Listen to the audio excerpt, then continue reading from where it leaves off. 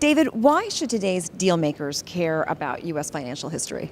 Deal makers should care because finance right now in this country is under assault, yet finance is one of the cornerstones of what has made this nation great.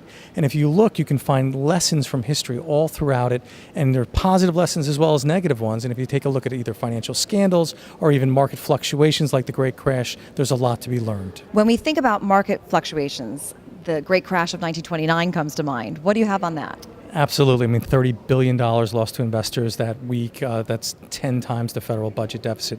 We've got ticker from the actual days of the crash on October 29th, where you see falling prices. We've got a letter from FDR buying some shares a few days before when he was governor of New York. And then we've got a great headline from 4 days before, stock market crisis over, from October 25th, which is something that shows you can't always believe what you read in the press. That was a little premature, I guess. A little. Now, what about lessons for today's deal makers? I mean, do people like Ben Bernanke have things to learn from this exhibit? Absolutely. I mean, Ben Bernanke, great student of the Depression, knows all about this, and this is why he's aware of what happened. We'll have QE1, QE2, multiple QEs to get more money in the system, which didn't happen as a response to this great crash of '29.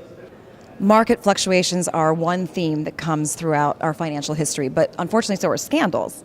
Absolutely, and in this exhibit we trace scandals right from its inception in American financial history all the way through to the present day. We end with Bernie Madoff and the horrible Ponzi schemes. We even have Bernie Madoff's baseball bat on exhibit.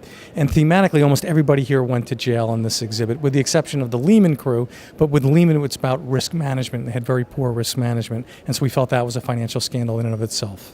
What's the common thread running throughout the country's financial scandals? If I had to choose one word, Mary Kathleen, it'd be greed. Unfortunately, the greed to try and get illicit gain at the expense of others.